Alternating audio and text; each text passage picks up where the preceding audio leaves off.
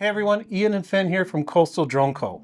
This isn't weekly drone news today, it's our year-end check-in. We're going to cover 5 things in order. Where we've been, What's happening in the Canadian drone industry, what changed on November 4th and what that means now, what we've been building behind the scenes, and what we're aiming at in 2026, and finally, a thank you to the community. Let's get into it. So let's address the obvious thing first. We haven't uploaded an episode of weekly drone news since the beginning of September, and we know that's left a lot of you wondering what's happening to the channel.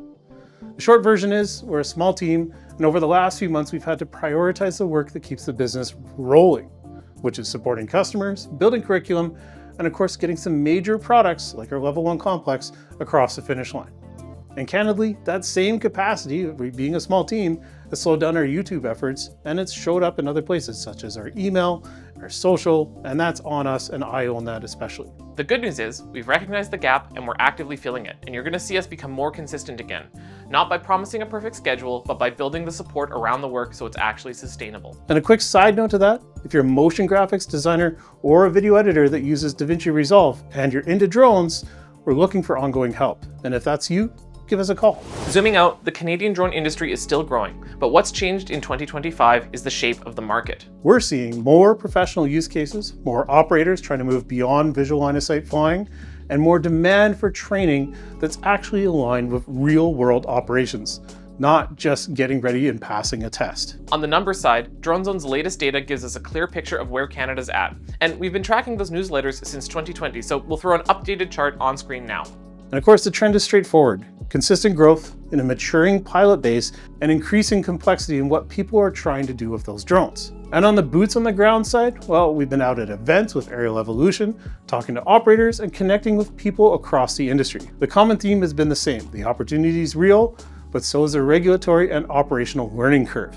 It's getting steeper. Which brings us, of course, to our biggest Canadian story of the year. November 4 changed the practical reality of what drone privileges look like in Canada, especially for advanced pilots and for anyone trying to step into more complex operations. Canada is now clearly defining pathways between traditional VLOS operations, and it's forcing pilots to close the knowledge gap.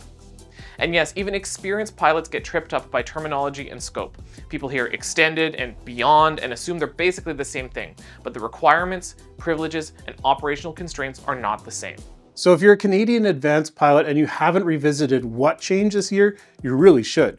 Not because it's fun bathroom reading, but because it affects what you can legally do, what clients can ask you to do, and what liability looks like when something goes sideways. That's also exactly why we built what we built next. So first, our 2025 Recency Seminar. This is built specifically to close the knowledge gap created by the 2025 regulatory changes, especially of course the November 4th updates, without making you spend weeks piecing it together from scattered sources. It's about an hour long and includes a quiz, and it's designed for all drone pilots. It covers what's changed, what matters operationally, and what you need to know to stay current. We're not going to give away that full depth in a year-end video, but we will point you to it. If you're already a certified drone pilot trying to stay sharp and compliant in Canada, this is the fastest way to get up to speed. Secondly, Level 1 complex operations. We shot our Level 1 complex course in October, and we're editing it now. Our current plan is to have early access release in January of 2026. The first release will meet Transport Canada's knowledge requirements, and then it will continue to evolve because we're not treating this just like a one and done checkbox product. We're running this through a quality group with 2 goals. Industry professionals to validate accuracy and real-world relevance, and newer pilots to ensure the course stands on its own and doesn't assume prior aviation background beyond the minimum requirements for the course.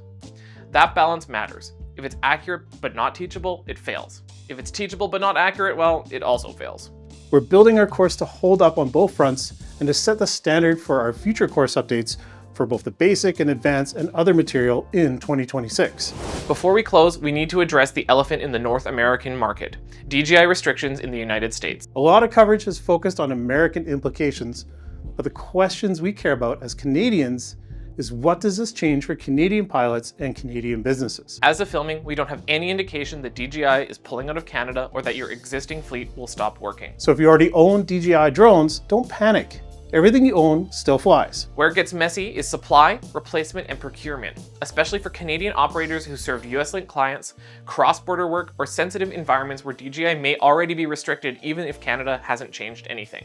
So in 2026, we're going to spend more time looking at DJI alternatives and what non-DJI powered operations actually look like in the real world, not just on paper. ACSL, please send us a drone.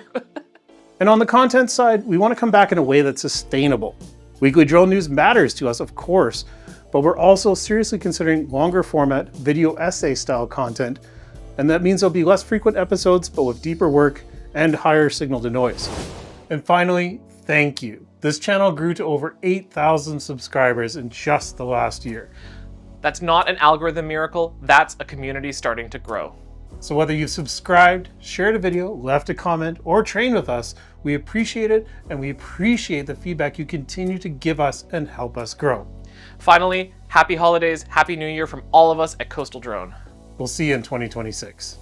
Too bad it wasn't 9,000 subscribers because Over 9,000. Oh, that is such a dated meme. We are chopped unks at Coastal Drone. Thumbnail. Thumbnail.